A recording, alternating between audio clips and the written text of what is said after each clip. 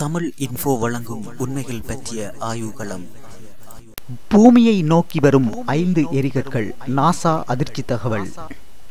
நாம் வாழ்ந்து கொண்டிருக்கிற இந்த பூமி அழிவை நோக்கி பயணிப்பதாக ஆய்வாளர்கள் கருத்து தெரிவிக்கின்றனர். அந்த வகையில் எமது பூமியை நோக்கி 5 எரிகற்கள் வந்து கொண்டிருப்பதாகவும் அதனால் எமது பூமிக்கும் அதில் வசிப்போருக்கும் ஏதேனும் ஆபத்து ஏற்படுமா என்ற ஒரு விடயம் பற்றித்தான் இன்றைய நிகழ்ச்சியில் சற்று ஆழமாக பார்க்க இருக்கின்றோம். பூமியை நோக்கி 5 எரிகற்கள் வந்து கொண்டிருப்பதாக நாசா விண்வெளி ஆய்வு மையம் தகவல் வெளியிட்டுள்ளது.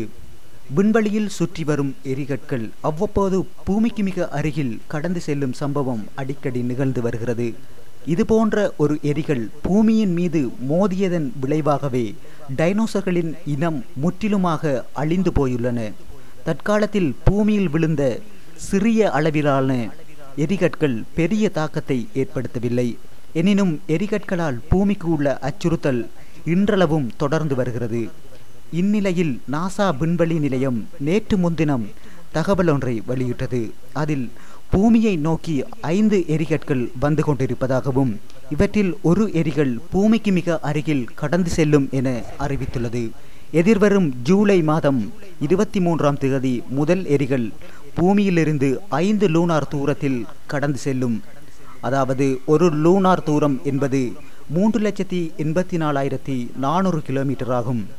இதற்கு அடுத்ததாக அக்டோபர் மாதம் 12ஆம் தேதியும் அடுத்த எரிகள் டிசம்பர் மாதம் 17ஆம் தேதியும் அடுத்த ஆண்டு பிப்ரவரி 24 மற்றும் ஏப்ரல் 2 ஆகிய தினங்களில் அடுத்தடுத்து எரிகற்கள் பூமியை கடந்து செல்லும் என கூறப்பட்டுள்ளது.